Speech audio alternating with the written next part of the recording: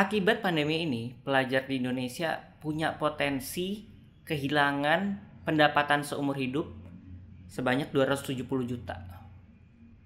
Dan itu yang menjadi topik renungan di Talk Malam kali ini. Ya, ini adalah keresahan yang udah ada sejak lama gitu ya, makanya saya terus aktif di Hutata, di Pahamify. Dan baru-baru ini Mas Menteri Mendikbud itu mengubah seleksi masuk perguruan tinggi jadi fokus ke penalaran.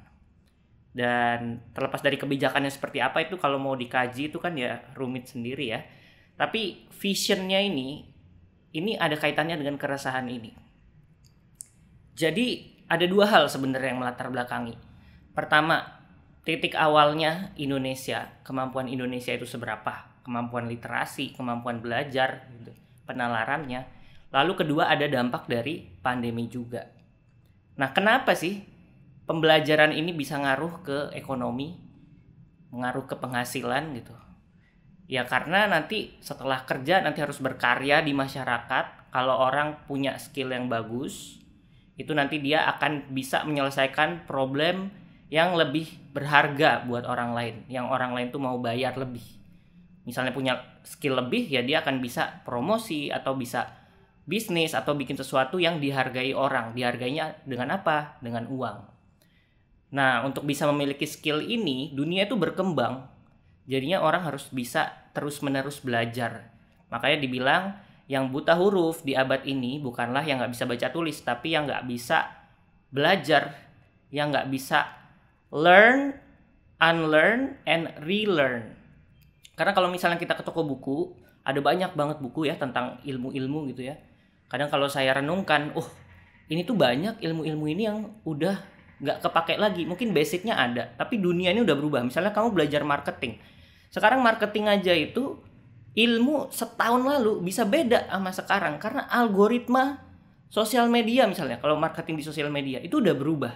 Kita harus terus bereksperimen dan itu butuh penalaran, butuh baca buku, butuh kemampuan literasi. Nah, sekarang gimana kemampuan literasi orang Indonesia? Menurut survei dari PBB ya, OECD beberapa tahun lalu, Indonesia itu kemampuan literasinya sangat rendah. Serendah apa?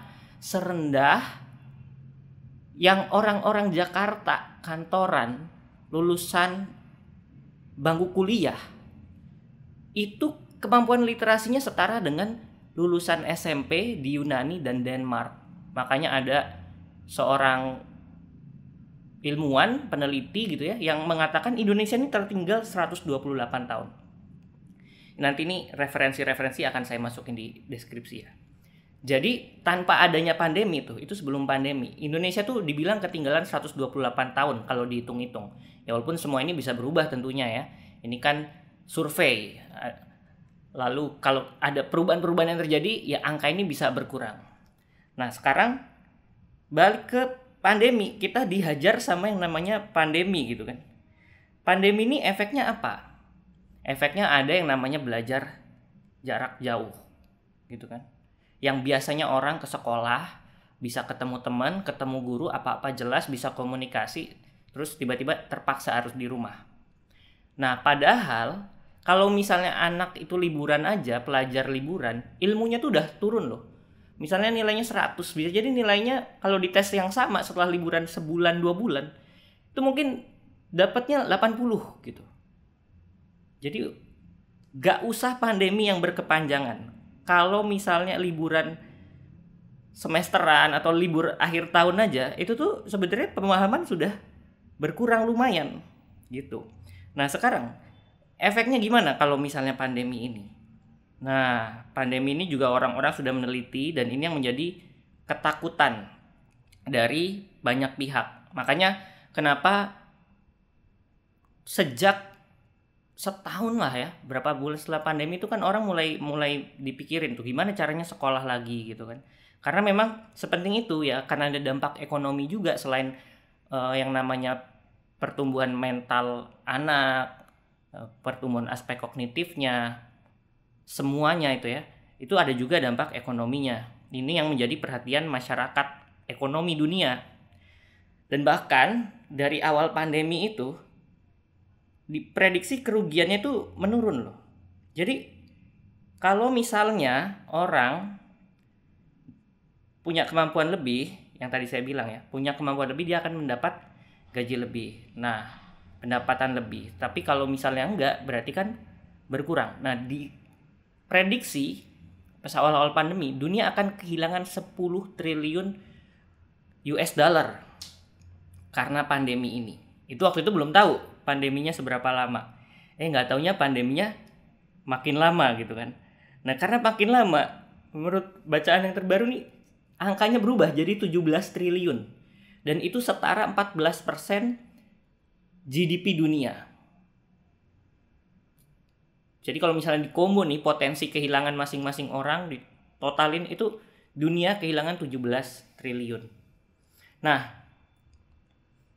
kalau diangkakan sekarang, karena ini ada mekanisme ekonominya juga ya, nilai uang di masa yang akan datang dengan di masa yang sekarang itu beda, itu ada perhitungannya juga.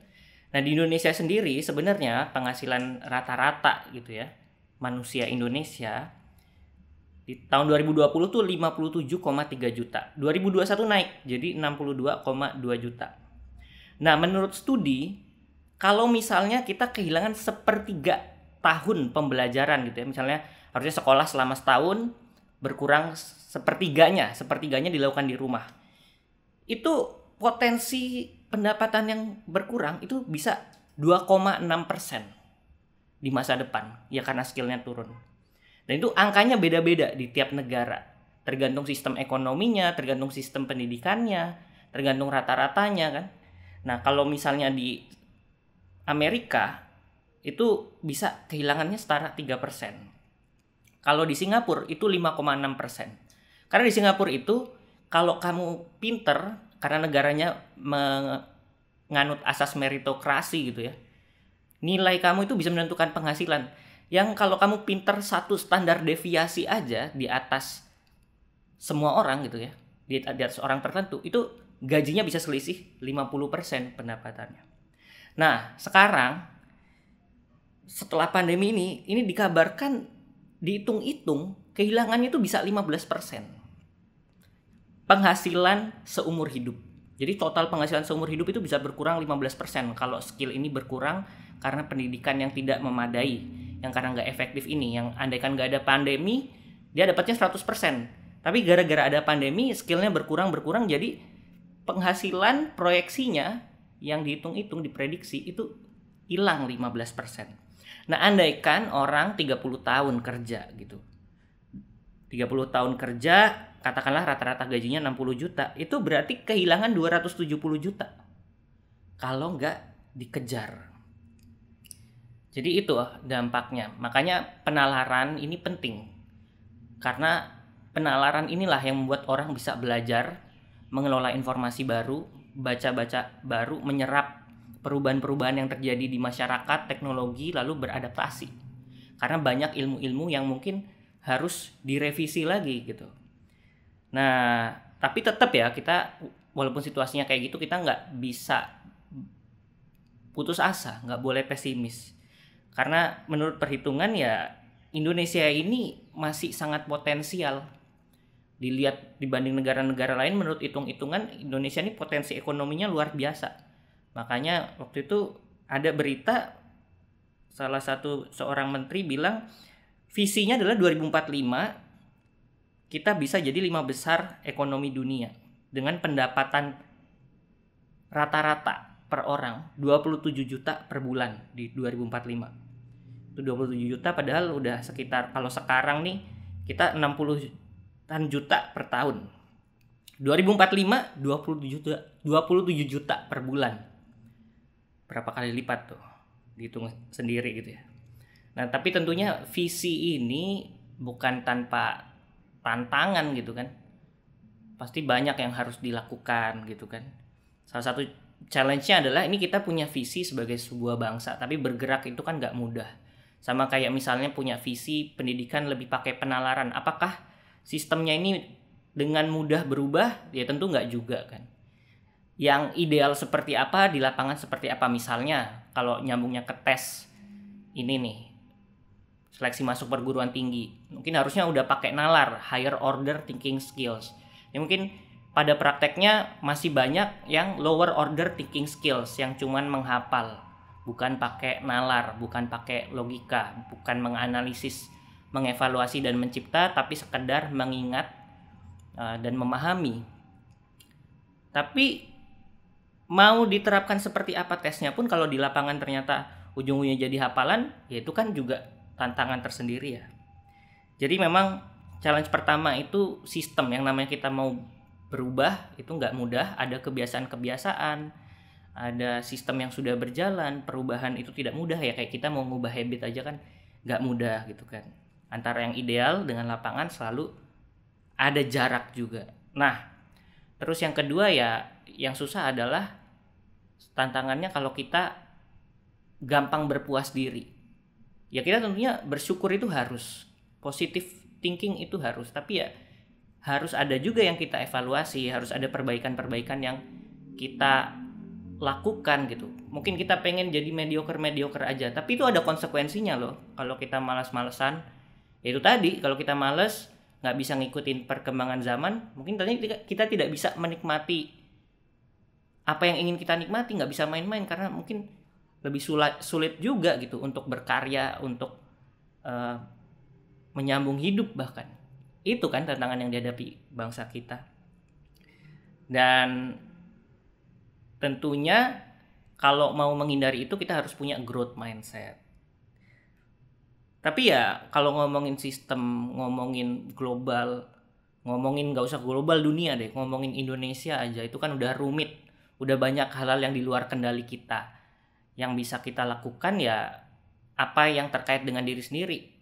Ya kalau mau bangsa ini lebih maju ya kita harus mau berkembang gitu kan. Kita harus mau belajar terus, kita harus mau meningkatkan penalaran kita, menambah wawasan, beradaptasi, berkembang terus.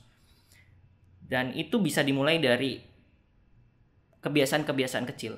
Ada banyak dan mungkin ini 3 aja ya. Yang pertama mungkin kita bisa mulai sering mempertanyakan segala sesuatu, menganalisis gitu. Kenapa ini kerja seperti ini cara kerja perakitan meja ini gimana nih strukturnya gitu. Dengan mempertanyakan hal itu kita akan mulai sering mengobserv, menganalisis. Lalu kita juga bisa melihat pola-pola yang ada di kehidupan sehari-hari. Dan tentunya membentuk kebiasaan belajar. Karena kebiasaan belajar ini salah satu yang paling gawat darurat. Gak cuma di Indonesia, di dunia.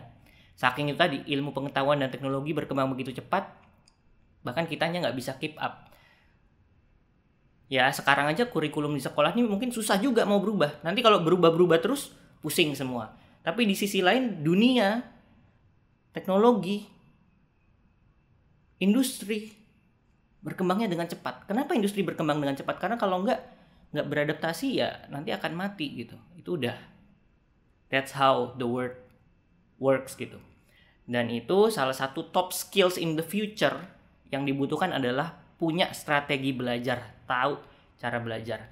Makanya di Pahamify, di Utata ini kita selalu mencoba menekankan gimana caranya melihat pola dari ilmu-ilmu yang ada, kita kaitkan dengan keseharian, kita ajarin cara belajar karena memang itu yang dibutuhkan di masa depan. Dan ini mungkin nggak kelihatan sekarang pentingnya. Bahkan kehilangan ini kan masih potensi ya. Potensi kehilangan ini nggak kelihatan ya karena kita gini-gini aja. Tapi kalau dihitung dengan ilmu, ternyata ada potensi kehilangan segini. Kalau kita nggak mau mengejar ketertinggalan ini, walaupun katanya ketertinggalan ini bukan untuk dikejar ya, apa ya? Mengejar ketertinggalan ini kayaknya secara bahasa salah. Yang benar apa? Yang ngejar nyusul.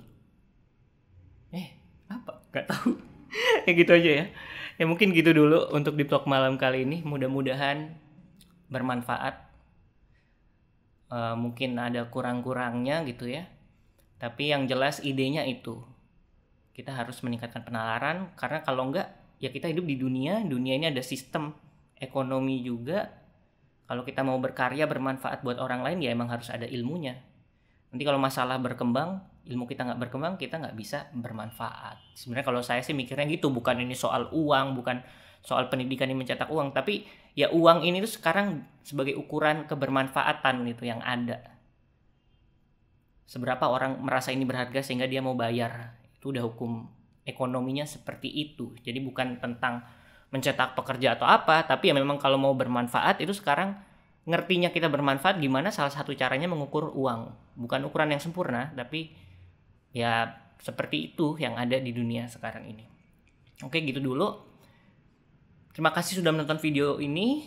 Sampai jumpa di video selanjutnya dan salaman.